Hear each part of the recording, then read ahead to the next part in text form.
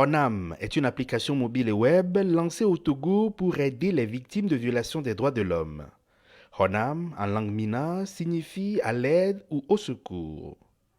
Elle permet aux Togolais de signaler des cas de violation des droits de l'homme, d'accéder au répertoire des organisations de défense des droits de l'homme et de suivre l'actualité des droits de l'homme. Il y a un besoin dans notre communauté. Et ce besoin, c'est qu'il se passe des choses et il faut que des citoyens soient assistés juridiquement.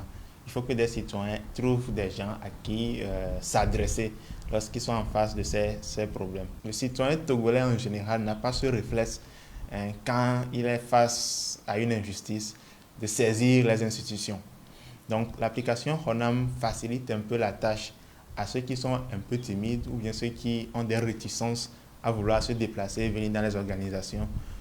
Parce que grâce à ton téléphone, tu peux simplement discuter directement avec un défenseur des droits de l'homme. La victime ou le témoin d'une violation des droits de l'homme alerte l'équipe de défenseurs des droits de l'homme via l'application. L'équipe interagit avec la personne en ligne et lui donne des conseils pouvant déboucher sur une assistance juridique.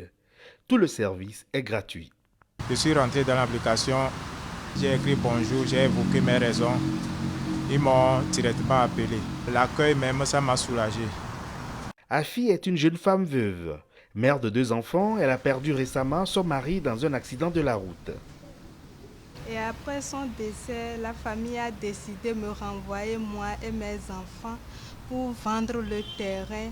Et je ne sais pas là où moi et mes enfants nous irons. Et c'est l'application Honam qui m'aide maintenant à gérer un peu la situation.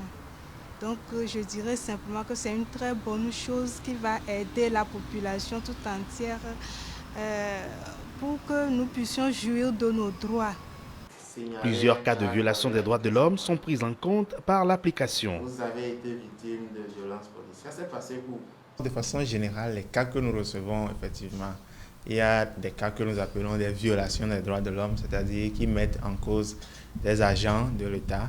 Il y a aussi eu plusieurs cas qui sont, on va dire, des abus, c'est-à-dire qu'un individu qui piétine les droits de son prochain, des violences conjugales, un parent qui frappe à outrance son enfant, un employeur qui licencie un travailleur de façon abusive. Cette application sur le système Android va sans aucun doute constituer une solution face aux réticences des victimes et témoins à rapporter les cas de violation des droits de l'homme en raison des intimidations et autres menaces dont ils font parfois face. On a pu prendre rendez-vous avec la victime. Oui, oui.